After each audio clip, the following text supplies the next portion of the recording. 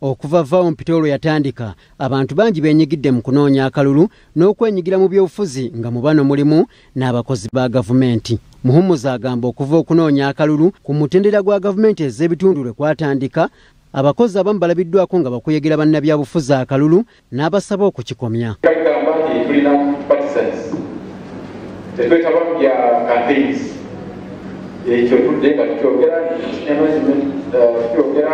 Okunoonya akalulu ku bifo eby'enjawulo mu disitulikiti y'e Mukono kugenda mu maaso era bangi okuli Robert Kabanda ayagala obwa mmeeya bwa Mukono ku Nuupu atongoza kaweefubeewe, Sarah Nakintu nga wa PFF ayagala kukiikirira kibuga ky'e Mukono mu Paalamenti, ne Reverend Peter Bakaluba Mukasa ajjidde ku bannamunigina nabo basazeewo okutalaaga ekitundu nga batuukirira muntu ku muntu nga banoonya akalulu. Abantu baffe bakyetaaga okusomesebwa kyenkulaakulana bwejjajaanirize ate bwebezzeewuwo ojja kumata busukkulu mu nti amazzi gakuli mu ki mu lujja naye n'ofuna ssente ezo zonna n'ebulayo nekuyamba wadde owaboyaboda abalala ssente ezaabwe baziteeka wa biki ebizirya. Mbadde nkolanga Central Mukono Central Division bannanga okusomoza bakenasangawo okunekologera eddagala.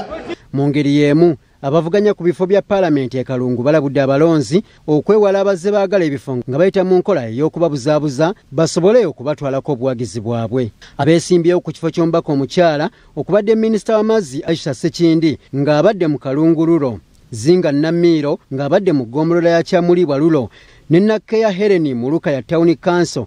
Bano buli wabadde basanga abalonzi nga babategeeza okwewala bannakigwanyizi. Aisha yatunde mwanyi yaffe yakola atya?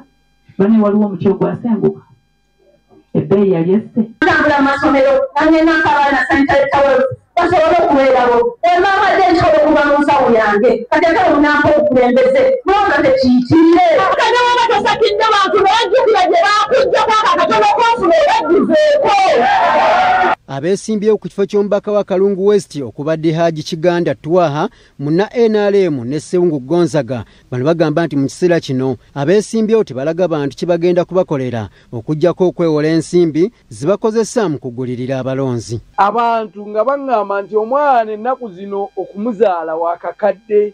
Paalamenti gye mulaba abantu bali mu kutunda nnyumba zaabwe bali mu kusinga bibanja. Ye avuganya ku kifo kya Kalungu East Honorable Vincent Sempijja ategeezezza nti mu kiseera kino tebalina kukkiriza bantu bajje babasuubiza nga babatuuma amannya ag'olusuutirizo nga n'agamu gavvoola abalonzi. Olwaleero omuntu wanaabuzaabuza yenenyanga yekka olabanga osuula wali akalulu otaka wa Sempijja wenenya oba otaka wa NRM wenenyangawo ki. Ate amyuka pulezidenti w'ekibiina ki DP Fred Mukasambidde akolokosa abaagala ekifo ky'obubaka bwa Paalamenti mu konstituensi y'e Buweekula nti bano bakirako abazze okuyisa ebivvulu anti n'abamu tebamanyi kibagenda kukola mu Paalamenti.